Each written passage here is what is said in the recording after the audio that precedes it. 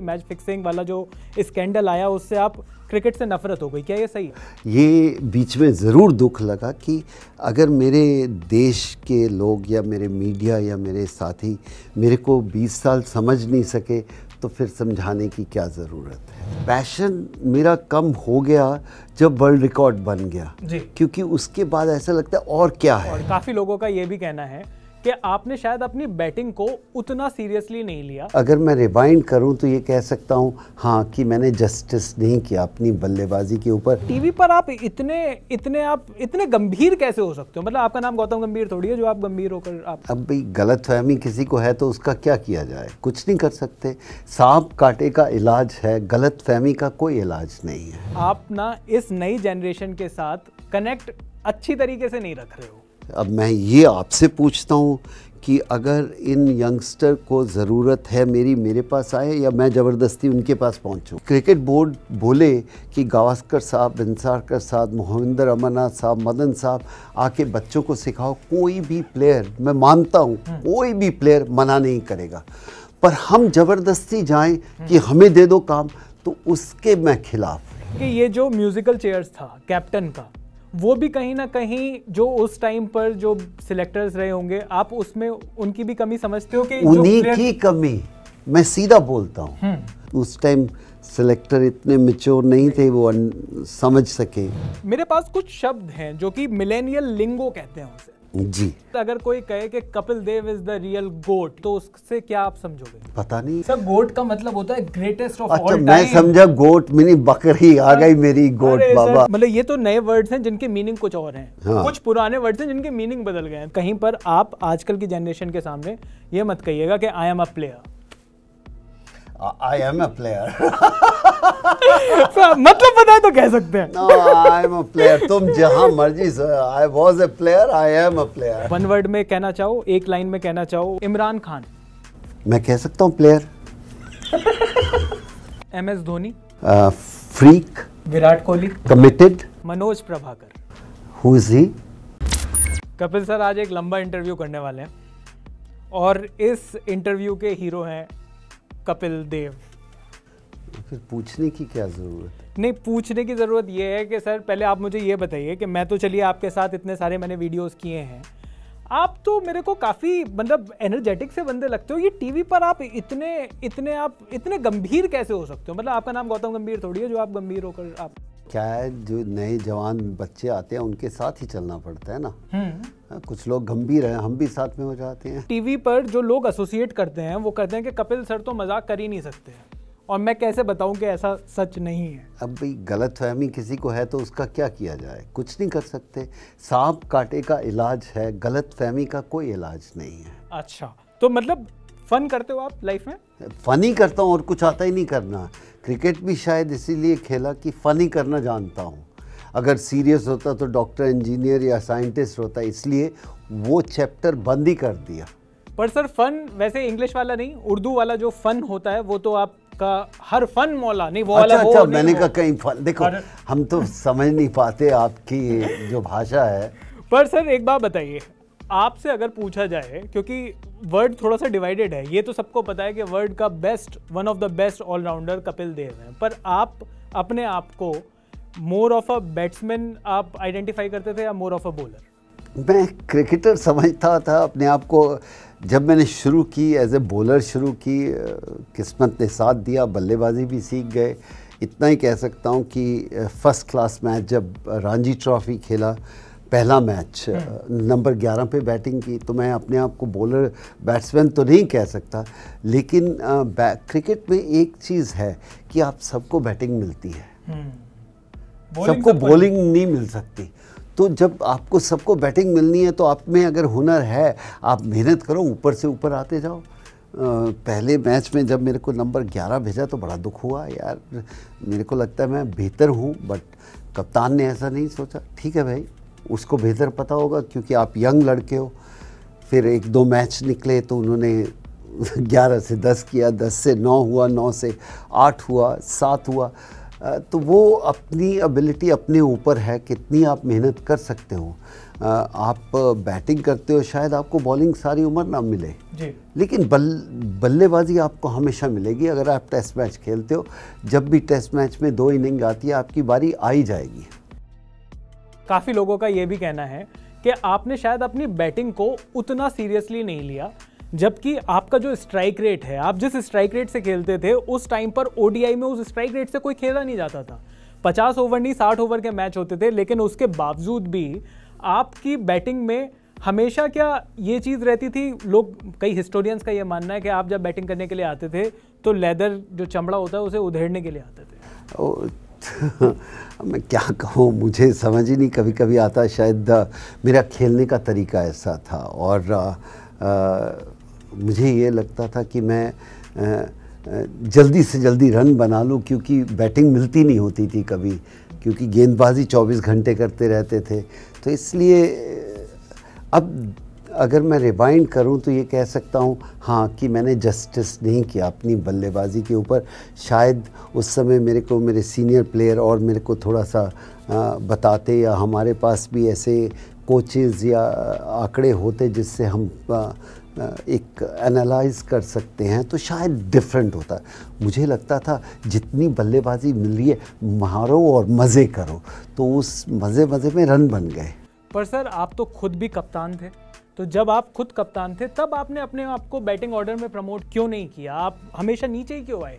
नहीं, नंबर 6-7 का ही बल्लेबाजी करता था जब एक गेंदबाज था। और जब आप 25, 30, 40 ओवर करते हो तो आप मैं ऐसा बल्लेबाज नहीं था, मेरा डिफेंस इतना स्ट्रांग नहीं था। ये मैं मानता हूँ अटैकिंग बहुत बढ़िया था, बट डिफेंस नहीं आता था, क्योंकि बेसिक जो था जब मैं बड़ा हो रहा था तो हमें बल्लेबाजी किसी ने सिखाई नहीं। वो सोचते थे कि ये तो बाय द वे है, चलो 2-4 एक बड़ा शॉट खेलते थे, लास्ट राउंड बोल देते थे, हमारे कोच भी बोल देते थे, सीनियर प्लेयर भी। तो उस समय माहौल थोड़ा क्रिकेट का अलग था, पर जब भी बल्लेबाजी मिलती थी ऐसा लगता था बस अब इसको एंजॉय करो।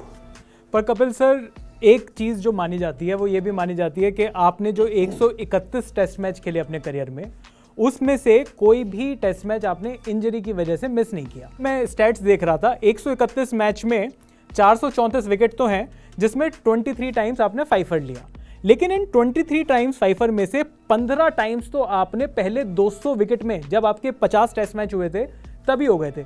क्या उस टाइम पर कोई इंजरी हुई थी जिस वजह से आपका बॉलिंग एक्शन चेंज हुआ? थोड़ी बहुत इंजरीज आती रहती थी। मेरे नी ऑपरेशन पहले 2 साल में ही हो गया था, तो उसके बाद चेंज आती रहती है, ऐसा नहीं है। और जब आप एक नए गेंदबाज आते हो तो आपके पास कुछ नेचुरल टैलेंट है, तो दूसरे बल्लेबाज उसको पहचान जाते हैं, थोड़ा सा और सुलझ के खेलते हैं, तो ये हो सकता है। पर जब आप क्रिकेट खेलते हो तो ये आंकड़े अब नज़र आते हैं, उस समय थोड़ा अलग होता था कि यार मैच कैसे जीता जाए, एंजॉय कैसे किया जाए। पर कपिल सर, आप कह रहे हो कि आपको एज अ बैट्समैन शुरुआत में आइडेंटिफाई नहीं किया, लेकिन तीसरा ही जो टेस्ट मैच था आपके करियर का, उसमें आपने टेस्ट मैच की उस टाइम की फास्टेस्ट 50 सिर्फ 33 बॉल में मार दिया आपने। वो बोला है ना, पहले भी बोला है कि बस मज़े करने के लिए जाते थे कि बल्लेबाजी आ गई तो बस या तो बॉलर नहीं या मैं नहीं। तो वो मुझे भी याद है कि मुझे भी नहीं पता चला कि वो ऐसा लग रहा था कि टेस्ट मैच में रन बनाने आसान है, क्योंकि वो अटैक किए जा रहे थे और मैं मारे जा रहा था। तो मेरे को मौका मिल गया बड़े शॉट खेलने का। तो इसीलिए मैंने पहले भी बोला कि मैं अटैकिंग प्लेयर था, और अगर उसके लिए अगर फील्डर दूसरी टीम के कप्तान थोड़ा डिफेंसिव रखते तो शायद मेरे को मुश्किल होती। मुझे लगता था ये तो सारे आगे आगे हैं, मार दो साला, क्या जाएगा, कुछ भी नहीं जाएगा। तो उस समय शायद मुझे इतनी समझ नहीं थी बल्लेबाजी में। कपिल सर, एक चीज़ और बताएं जो बहुत पॉपुलर है आपके बारे में, और ऐसा इस जनरेशन में भी होता है, आप तो कहोगे कि ये नालायक पत्रकारों का काम है, पर सुनील गावस्कर साहब और आपकी जो केमिस्ट्री थी उसका बताइए कि आपकी जो केमिस्ट्री थी वाकई में कुछ थी क्या लड़ाई? ऐसा कुछ नहीं था। देखिए, उन्होंने मेरे से 10 साल सीनियर थे। अब आप कह सकते हो कि ये जनरेशन और 10 साल के पहले के क्रिकेटर्स की थॉट प्रोसेस से अलग हो सकता है। आज के थॉट जो आज के प्लेयर हैं उनका थॉट प्रोसेस।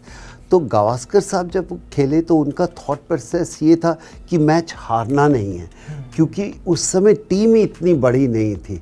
जब हम आए हमने ये सोचा कि मैच हारना क्या, मैच जीतना कैसे है। तो शायद वो चेंज ओवर था, तो उसको मीडिया, जैसे आप नालायक पत्रकार नहीं हो लेकिन फिर भी वो मीडिया उसका पूरा फ़ायदा उठाती है, क्योंकि उनको तो स्टोरी चाहिए। जैसे इस टाइम विराट कोहली और रोहित शर्मा का बना रखा है कि पता नहीं एक दूसरे के खून के प्यासे हैं। हाँ, ऐसा मुझे नहीं लगता कि आखिर में शायद विराट कोहली से पूछो तो वो कहेगा यार अगर ये रन बनाएगा तो हमारी टीम बेटर होगी, और सेम थिंग रोहित कहेगा कि यार कैप्टन अगर बेहतर खेलेगा तो पूरी टीम आगे जाएगी। लेकिन स्वाभाविक है कि जो बाहर मीडिया है उनकी थॉट प्रोसेस अलग होती है, उनको भी कुछ ना कुछ तो लिखना है ना।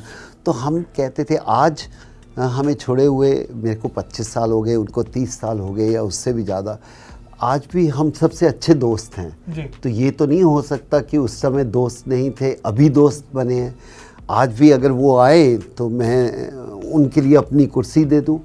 तो शायद कभी कभी थॉट प्रोसेस जो होता है ना वो अलग होता है, उसको लोग अलग तरह से ले लेते हैं कि ये नहीं, उनकी रिस्पेक्ट नहीं है, ये बात नहीं है। नो, मेरा अपना एक थॉट प्रोसेस है। और शायद अगर मैं आज के क्रिकेटर की बात करूं, विराट कोहली का थॉट प्रोसेस अलग है धोनी से, पर ये तो नहीं कि वो बिल्कुल अलग क्रिकेटर है, वो अलग जनरेशन में आ गए। तो इसलिए हर जनरेशन के अपने अपने क्रिकेटर्स होते हैं। आज ही मेरे से किसी ने पूछा कि अगर आपको सुनील गावस्कर को एक सवाल पूछना है तो क्या पूछोगे? आप पूछोगे कि मेरे को आपने निकलवाया था कि वो एक टेस्ट के लिए। आप ऐसा सोचोगे एज ए मीडिया। मैं तो नालायक पत्रकार हूं। मैं नहीं, वो मानता हूँ मैं। और मैंने ये उनसे पूछा कि अगर आप क्रिकेट खेलते, आप अपने आप को शिफ्ट कर जाते, अटैकिंग प्लेयर हो जाते। ये हमारी सोच है।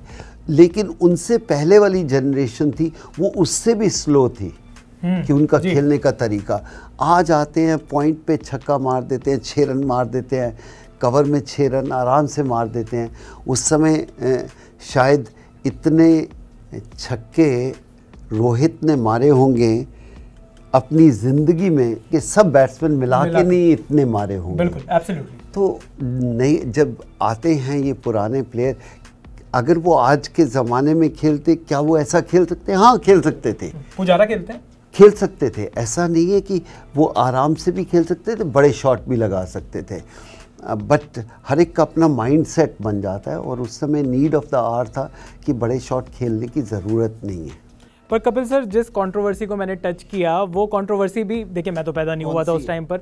वो ये थी कि आपने एक टेस्ट मैच नहीं खेला 131 टेस्ट मैच के करियर के बीच में, और वो इसलिए क्योंकि आपने एक खराब शॉट लगाया था उससे पहले वाले टेस्ट में। बिल्कुल लगाया था। अब आप गलत शॉट लगाओगे तो आपको उसका हर्जाना तो भुगतना ही पड़ेगा ना। कोई उसमें बुरी बात नहीं है जी। बहुत सारे लोग बोलते कि नहीं, शायद उस समय जो सेलेक्टर थे, मेरे सीनियर थे, कहते कि इतना टैलेंटेड है, इसको सबक सिखाना चाहिए जी। कोई बुरी बात नहीं। अगर टीम आपकी हार रही है और एक आप गलत शॉट मार के आते हो, तो रियलाइजेशन के लिए कभी कभी आपको ऐसे स्टेप बड़े प्लेयरों के अगेंस्ट लेने चाहिए। और आज 25 साल के बाद छोड़ने के बाद भी मैं कह सकता हूँ मेरी गलती थी। मैं नहीं ये कहता कैप्टन की या सेलेक्टर्स की थी। गलत शॉट खेला, उसका हर्जाना दिया, मैच हारा भारत तो। हाँ, फिर उसका तो किसी ना किसी को तो बलि का तो मेरे को बनाया, तो मैं बना, आराम से बना और एंजॉय किया। पर सर मुझे ये बताइए कि ये जो म्यूजिकल चेयर्स था कैप्टन का, वो भी कहीं ना कहीं जो उस टाइम पर जो सिलेक्टर्स रहे होंगे, आप उसमें उनकी भी कमी समझते हो? कि उन्हीं की कमी, मैं सीधा बोलता हूँ। आप कैसे इतने अनुभवी क्रिकेटर को आप मेरे अंडर खिला सकते हो 1983 वर्ल्ड कप में? कैसे जी, राइट। तो उनको ये होता था कि डिवाइड एंड रूल जो हमने शायद सीखा था। तो मैं अभी बोलता हूँ कि जब इन्होंने मेरे को कैप्टन बनाया 83 में, मुझे ऐसा लगता था कि मैं बहुत यंग था, पर जब इन्होंने निकाला तो मुझे और भी दुख हुआ। उस समय मैं मैच्योर हो रहा था। तो इसलिए वो सेलेक्टर की अपनी एक सोच है। लेकिन अगर आज आपको बोले कि आप चेयरमैन हो इस ऑफिस में, तो आपको तो नहीं बुरा लगेगा। तो मेरे को क्यों बुरा लगेगा अगर आप नेशनल कैप्टन बन रहे हो? तो मुझे उसमें कोई ये नहीं था, और मुझे इतनी समझ भी नहीं थी तो मैं कह सकूं कि नहीं अभी ना बनाओ, अभी मैं मैच्योर नहीं हूँ। ये तो उनकी ड्यूटी थी कि अभी मैच्योर नहीं। और जब मैं मैच्योर हुआ तो बहुत दुख हुआ। इतना खुशी बनाने पे नहीं हुआ जब बना, लेकिन जब दुख हुआ कि अब मेरे को समझ आई है, तब निकाल दिया। आप कोई भी सीरीज हार सकते हो और आपको कप्तानी से निकाल दे तो दुख होता है कि यार एक सीरीज जीतने या हारने पे आपकी कप्तानी है। फिर तो ये जो जनरेशन के हैं बहुत सारे कप्तान दूसरे होते। और मैंने देखा है कि जो बाकी जो कंट्रीज थी उस टाइम पर, चाहे वो ऑस्ट्रेलिया हो चाहे वो वेस्ट इंडीज़ हो, कम से कम वहाँ पर इस तरीके की चीज़ें नहीं थी। तो ये आप मानते हो कि सिलेक्टर्स की मतलब उन्होंने ही उस टाइम पर तो कम से कम जो बेड़ा गर्क किया इंडियन क्रिकेट का वो सिलेक्टर्स ने किया। हमें लगता है, आज भी लगता है कि जब तक गावस्कर साहब खेल रहे थे उन्हीं को कप्तान होना चाहिए था। उनमें कोई कमी नहीं थी, कोई नहीं। हाँ, कभी कभी ये है कि उनके साथ डिस्कशन होनी चाहिए कि क्रिकेट बदल रही है, आपको बदलना होगा। इतना कहना कोई बुरी बात नहीं है। लेकिन आप जब बदल चुके हैं तो फिर आप कहते हो कि रिवर्स गियर लगाओ, तो बहुत मुश्किल है। पर कपिल सर, आपने कहा कि मैं बहुत यंग था, तो 78 में तो आपने डेब्यू किया, 83 में आपने वर्ल्ड कप जीता, तो बहुत जल्दी वो हाई आ गया आपके करियर में, या फिर आपको लगा 83 का वर्ल्ड कप जीतने के बाद कि यार अब तो कुछ अचीव करने के लिए बचा नहीं है? ऐसा नहीं था, क्योंकि मैं बहुत यंग था, बहुत शौक था, पैशन था। और वो 83 जल्दी आया तो पैशन ख़त्म नहीं हुआ जी।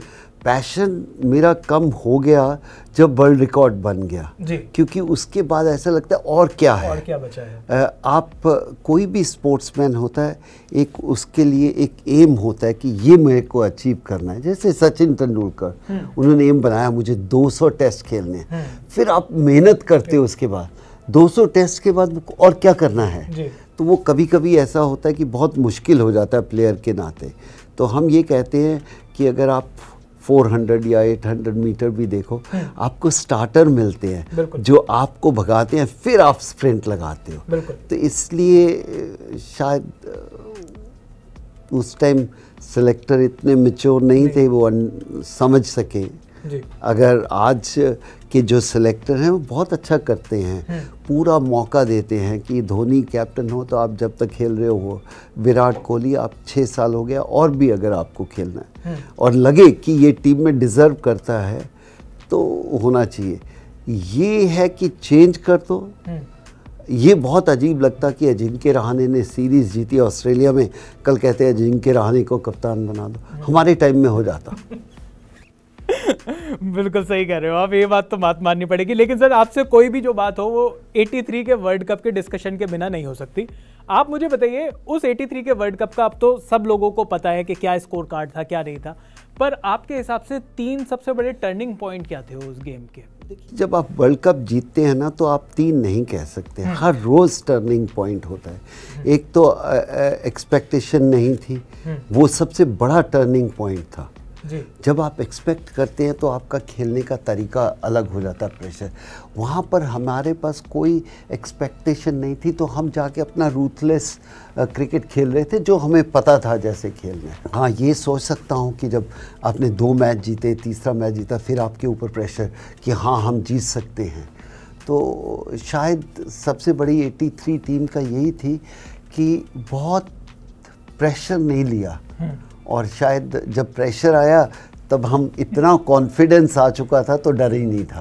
पर कपिल सर, जब जिस तरीके की शुरुआत हुई थी इंडिया की, और उसके बाद बहुत छोटी छोटी सी इनिंग्स थी, चाहे वो मोहिंदर अमरनाथ की हो, चाहे वो श्रीकांत साहब की हो, तो जब वो 183 का स्कोर बना, उस इनिंग में मैं देख रहा था कि लास्ट में बलविंदर संधू साहब ने भी 11 रन बनाए थे, जो कि बहुत इंपॉर्टेंट हो गए उस हिसाब से। किरमानी ने भी बहुत अच्छे रन बनाए थे, आई थिंक, क्योंकि विकेट शायद आज भी हम कह सकते हैं कि वो गेंदबाज के लिए ही बनी थी जी। और अगर वो फ्लैट पिच होती तो हम जीतते नहीं। उस समय बहुत गुस्सा था बहुत गुस्सा था यार, एक तो उनके इतने डेंजरस फास्ट बॉलर वो क्लास के, बट वो पिच हमें बहुत सूट करती थी क्योंकि जितने भी हम 3-4 गेंदबाज थे हम सब स्विंग गेंदबाजी करते थे, तो उसका हमें एडवांटेज मिला।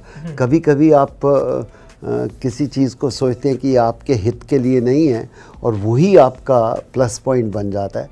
तो मैं ये कहता हूँ कि अगर हम फ्लैट पिच पे खेलते शायद उस समय वर्ल्ड कप जीतना थोड़ा कठिन होता, लेकिन ऐसी पिच थी अगर हम 100 पे भी आउट होते दूसरी टीम को आउट कर सकते थे। जी, पर आपका वो जो कैच था जो विव रिचर्ड्स का आपने भाग कर लिया, वो टर्निंग पॉइंट मानते हो आप उस गेम का? पूरी दुनिया मानती है कपिल सर। भाई दुनिया को मानने को तो क्या है, मैं तो कहूँगा बलविंदर सिंह संधू की विकेट पहली वो टर्निंग पॉइंट था, क्योंकि आपको हर एक स्टेप पे कॉन्फिडेंस मिलता है। हाँ, विवन रिचर्ड बहुत ही इम्पॉर्टेंट प्लेयर था, अगर वो रहता तो शायद 40 ओवर में ही खेल ख़त्म हो जाता, लेकिन उनकी टीम में बाकी प्लेयर थे। वो क्लाइव लॉयड बहुत एक्सपीरियंस था, हमें उससे ज़्यादा डर था कि उनके पास बड़ा शान था कि आराम से वो खड़ा रहेगा तो आराम से बना के लेके जाएगा, लेकिन उससे ज़्यादा आया जब डूजॉन और मार्शल खेले और जब मोहिंदर अमरनाथ ने आके वो अपना एक स्पेल किया, क्योंकि उससे वो ऐसा लगता है कि बॉल थोड़ा बड़े आराम से करेंगे, पर उनकी बॉल में हमेशा बड़ा रिस्ट थी, उनके पास वो विकेट टेकिंग एबिलिटी बहुत ज़्यादा थी, क्योंकि बल्लेबाज उनको अंडर एस्टिमेट करता था। 76 रन पर 6 विकेट गिर गए थे वेस्ट इंडीज़ के, 119 तक वो खींच कर ले गए। वहाँ पर थोड़ा सा लगने लगा था कि कहीं हाथ से न निकल गया वो मैच? ऐसा नहीं, उस समय शायद हमारा कॉन्फिडेंस बहुत हाई था। हाँ, ये लग रहा था कि ये क्या प्रेशर ले सकेंगे वेस्ट इंडीज़। उस समय ये था कि हमें विद इन द लिमिट करना है, हमें विकेट के लिए नहीं जाना, ये गलती बल्लेबाज करेगा, क्योंकि एक्सपीरियंस एक बल्लेबाज होता ना, मार्शल की जगह या कोई और बड़ा प्लेयर होता तो हम थोड़ा बहुत कह सकते थे, और बॉल इतनी मूव कर रही थी, बहुत कठिन था, लग रहा था कि कभी भी विकेट निकलेगा तो प्रेशर आ जाएगा। पर सर चलिए, आपने अपने उस कैच को तो आपने बहुत मॉडेस्टली प्ले कर दिया। मुझे आप ये बताइए कि आपका फेवरेट फूड क्या है, क्योंकि आप भाव तो खाते नहीं हो, क्योंकि आप जितना जो आपका करियर है, ऐसे में अगर मेरा उससे मतलब 1/10 भी होता ना, मैं तो इतना भाव, वैसे तो मुझे कुछ खाने की ज़रूरत है नहीं, पर मैं भाव बहुत खाता हूँ। आपको खाने में क्या पसंद है वैसे? मैं भाव खा लेता हूँ। नहीं खाते सर? नहीं, मैं सर आप खिलाओ ना, आप क्या खिलाना चाहते हो, आप जो खिलाना चाहते हो मैं खाता हूँ। एक बात याद रखिए, ये लोग बहुत कहते हैं कि आप अंडर प्ले करते हो, हर एक इंसान का अपना एक कैरेक्टर होता है, मैं नहीं कह सकता, लेकिन आज जो मैं क्रिकेटर्स को देखता हूँ खेलते हुए, वो खेलते कम हैं, एक्टिंग ज़्यादा करते हैं। कभी कभी ऐसा लगता है कि जोश पंच कर रहे हैं, पुश कर रहे हैं, यार क्या है, आपका काम है विकेट लेना, तो आप वो लो ना। हाँ, कुछ कभी कभी आपको होता है कि ऐसा आप फंसे हुए हो, प्लानिंग करते हो, विकेट मिलता है तो समझ सकता हूँ।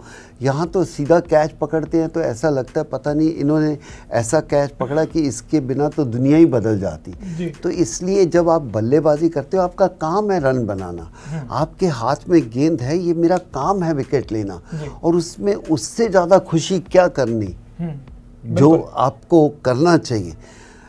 तो मुझे वो भी पसंद नहीं है कि आप बिल्कुल शांत रहो, आप एक्साइटमेंट होनी चाहिए जब विकेट होती है, पर इतने पंचेस बिना ग्राउंड को मारो कि अपने हाथ पे चोट लग जाए। हाँ, कई बार हो जाता है ये।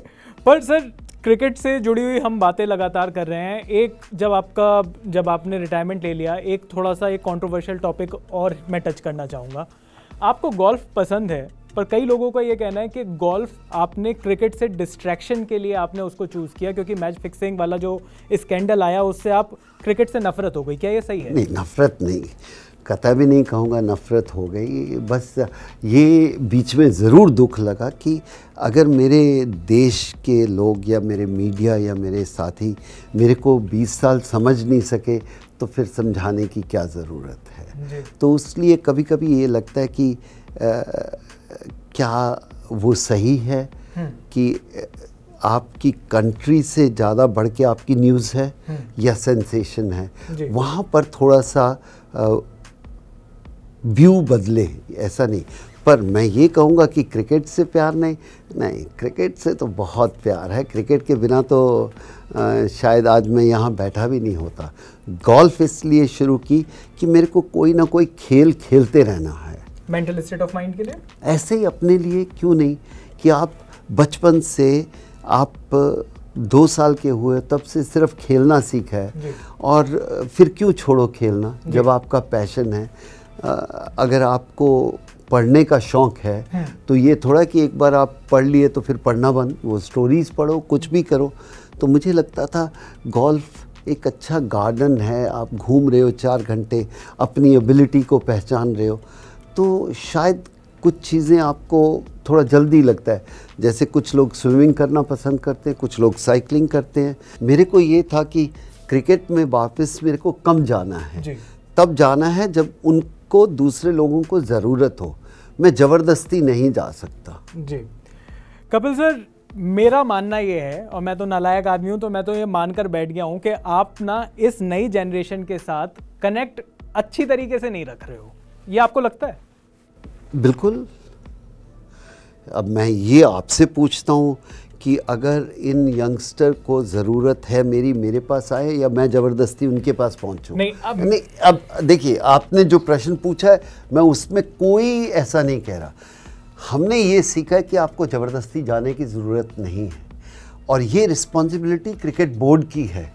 आप क्रिकेट बोर्ड बोले कि गावस्कर साहब, बिनसारकर साहब, मोहिंदर अमरनाथ साहब, मदन साहब आके बच्चों को सिखाओ, कोई भी प्लेयर, मैं मानता हूँ कोई भी प्लेयर मना नहीं करेगा, पर हम ज़बरदस्ती जाएं कि हमें दे दो काम, तो उसके मैं खिलाफ। इतना ही है। आप गावस्कर से बड़ा बल्लेबाज तो नहीं पैदा हुआ। अगर उसको बोले, आज सचिन को बोलो कि ये नए बच्चे आ रहे हैं, इनको आपने सिखाना है, तो सचिन मना नहीं करेगा। बट ये क्रिकेट बोर्ड का काम है पूछना, ये ऑर्गेनाइजेशन का काम है कि आप अपनी नेक्स्ट जनरेशन को सिखाओ। ये हो कि हम आगे जाके घुसे और वो कहें यार तुम पीछे रहो, हमें पता है क्या करना है। तो ये हमारी थॉट प्रोसेस अलग है। बिल्कुल सही। पर चलिए, ये तो हो गई बीसीसीआई की बात। मैं थोड़ा सा नहीं, एडमिनिस्ट्रेशन, ये तो हो गई, चलिए एडमिनिस्ट्रेशन की बात। मैं जानना चाह रहा था कि जो नई जो जनरेशन है, तो जैसे कि मैं आपसे रिकॉर्डिंग से पहले भी कह रहा था, 2004 में आपकी आखिरी किताब आई थी, और आज की तारीख में अगर कोई पढ़ना चाहे कपिल देव के बारे में, कोई किताब पढ़ना चाहे, किताब पढ़ना तो कोई बहुत ओल्ड स्कूल चीज़ नहीं है, किताब पढ़नी तो अच्छी बात है, उसको आपकी किताब नहीं मिलती। तो मुझे कहीं ना कहीं ऐसा सा लगता है कि वो जो कनेक्ट है नई जनरेशन के साथ, वो कहीं थोड़ा सा कम है। इसका टेस्ट मैं लेना चाहता हूँ। मेरे पास कुछ शब्द हैं जो कि मिलेनियल लिंगो कहते हैं उसे। जी, मैं जानना चाहता हूं कि आपको वो लैंग्वेज पता है क्या, कुछ आता है क्या? अगर कोई आपसे कहे कि Kapil Dev ji you are the ओजी। मेरे को नहीं पता, मैं पुराने स्कूल का हूँ। ओजी का नहीं मतलब पता? सर, ओजी का मतलब होता है ओरिजिनल गैंगस्टर, मतलब कि मैं हूँ ओरिजिनल। अगर कोई कहे कि ऑलराउंडर तो बहुत आते हैं, but Kapil Dev is the real OG. नहीं, देखो, next generation always better than you. Original क्या हुआ, जो नए बच्चे आए हैं वो ओरिजिनल है, हम तो फॉर्मर हो गए। सबसे बड़ी मेरे को चिढ़ कब हुई, जब मैंने क्रिकेट छोड़ी और वो कहते थे रिटायर्ड कपिल देव।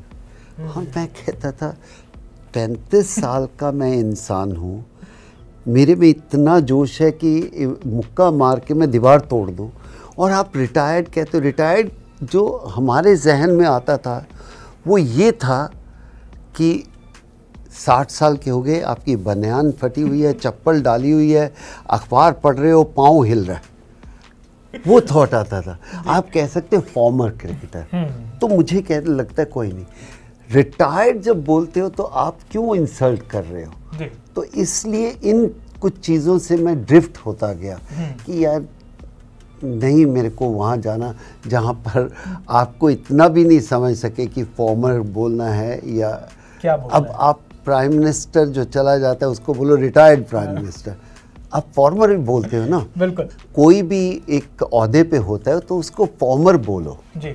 ये रिटायर्ड वर्ड मेरी डिक्शनरी में बड़ा चुभा मेरे को। बिल्कुल। तो मैं कहता हूँ कि ठीक है, ये इनकी सोच है, दूर चलेगा। पर सर, अगर कोई कहे कि Kapil Dev is the real गोट या कपिल देव इज गोट, तो उससे क्या आप समझोगे? पता नहीं उनका क्या, आज के नई जनरेशन के लोग हैं, इनकी अपनी लिंगो है। सर गोट का मतलब होता है ग्रेटेस्ट ऑफ ऑल अच्छा, टाइम। मैं समझा गोट मिनी बकरी, आ गई मेरी गोट अरे बाबा। सर, तभी तो मैं कह रहा हूँ नए अगर कोई कहे कपिल देव सर का जो हेयर स्टाइल है इट इज लिट AF, ये तो पता होगा। वो क्या है सर? ये तो पता होगा। नहीं, ये तो आप बता ले रहे दो, हो। बता दो। अच्छा, लिट AF मतलब लिट तो आप समझते हो कि हाँ, ऑन फायर। हाँ, जल गया।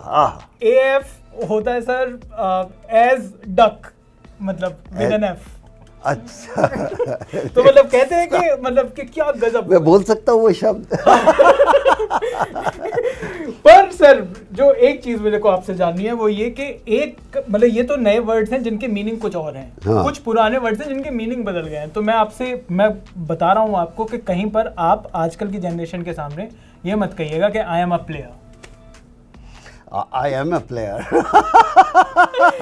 मतलब बताए तो कह सकते हैं। No, I am a player। तुम जहाँ मर्जी I was a player, I am a player। क्योंकि मैं खेलता हूँ। देखो, हम थोड़े से सादी इंग्लिश के स्कूल से आए हैं, वहाँ पर प्लेयर को प्लेयर ही समझेंगे, आप उसका मतलब कुछ भी समझिए। पर सर इंग्लिश से याद आया कि इंग्लिश से मेरे को एक चीज आपसे पूछनी थी। मैंने एक जगह सुना कि आपको इंग्लिश तो चलिए जिसकी जैसी है वैसी है, पर कई बार हिंदी भी और पंजाबी भी समझ में नहीं आती। तो सुनील गावस्कर साहब ने आपसे पूछा था कि ये पाकिस्तानी प्लेयर ये पेन चुराने पर इतना क्यों जोर दे रहे हैं? शायद पेन चोर की आवाज आ रही थी। वो कुछ अभी भी आया था ना, बेन स्टोक वो भी कुछ ऐसा आया था ना, विराट कोहली क्यों उसकी हमेशा नाम लेता रहता है, किसी के साथ भी खेले। तो हर एक लैंग्वेज के एक जो भाषा होती है उसके अलग अलग मीनिंग होते हैं। जो आप पंजाबी में लाहौर में जो वो पढ़ते हैं वो पैंट नहीं होता, वो पैण होता है। और पैण इज सिस्टर। तो वो जब कभी उसका आपने सुना नहीं तो आपको पैंट लगता था, ये पैंट क्यों बोल रहे हैं। तो इसलिए कभी कभी ये होता है कि जो हम बोल जाते हैं, हम साउथ में जाएं, साउथ के जो हमारे जो पंजाबी के वर्ड के उनके संस्कृत के वर्ड का मीनिंग टोटली अलग है। बिल्कुल। तो इसलिए ये सब चीज़ें चलती हैं। पर ये जो सर जिस तरीके से स्लेजिंग होती थी, अच्छा आपका ये मानना है क्या कि क्रिकेटर को इंग्लिश, क्योंकि आजकल अगर आप देखो तो हर इंडियन क्रिकेटर इंग्लिश सीखना बिल्कुल चाहता है, बिकॉज नहीं तो उसकी मजाक उड़ती है। नहीं, ये गलत बात है। आनी चाहिए, इंग्लिश बहुत ज़रूरी है। मजाक उड़ता है ये बेवकूफ़ी है, ये टीम की गलती है। उड़ता तो है लेकिन वो आपकी टीम की इमेच्योरिटी है। आप प्लेयर को लेते हो उसकी क्रिकेट की एबिलिटी के ऊपर, अगर उसको नहीं आती, ये आपकी एज ए टीम की रिस्पॉन्सिबिलिटी है कि उसको आगे लेके जाओ जी। अब हमारी टीम में रॉजर बिन्नी को हिंदी बिल्कुल नहीं आती थी और हम उसका मजाक उड़ाएंगे, थोड़ा कोई गलत बात है। हमें इंग्लिश नहीं आती थी, हमारा कोई मजाक उड़ाए, वो गलत बात है। हाँ, सेंस ऑफ ह्यूमर ले लेते थे, बट क्या रॉजर बिन्नी को क्रिकेट खेलना आता है? क्या कपिल देव को क्रिकेट खेलना आता है? वो ज़्यादा इम्पॉर्टेंट है। आप अपनी इंग्लिश या भाषा के सर पे टीम में नहीं आए हो। तो ये जो हमारे कंट्री में इंग्लिश का फतूर है, ये थोड़ा सा अजीब सा लगता है। शायद मुझे तो बहुत अजीब लगता है क्योंकि आपकी भी इंग्लिश पर मजाक तो उड़ा है। मैं खुद ही उड़ाता था। अच्छा। हाँ, वो नहीं समझ आई तो क्या करना है? अब आप उसको छुपा लो या बोल दो यार नहीं समझ आए।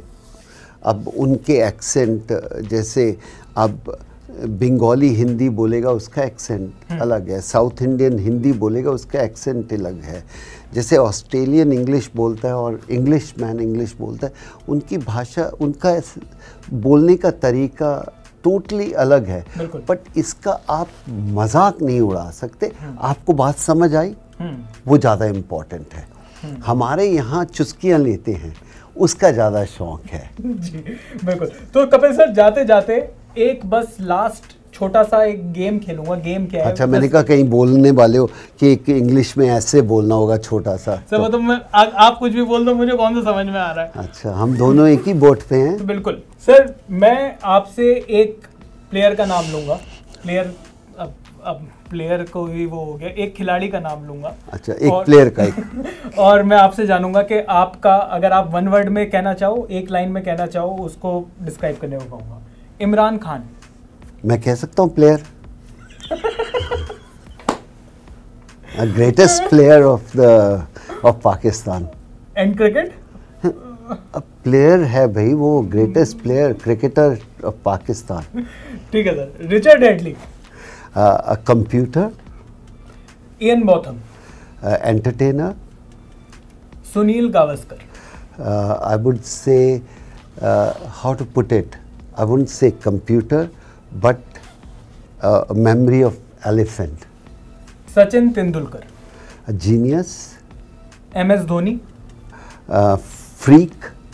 Virat Kohli? Committed. Manoj Prabhakar? Who is he? भगवान उनको बुद्धि दे। बिल्कुल सर। तो चलिए, कपिल देव सर के साथ ये था एक मैराथन इंटरव्यू। मुझे तो बहुत मजा आया सर। आपको नालायक पत्रकार के साथ थोड़ा मजा आया?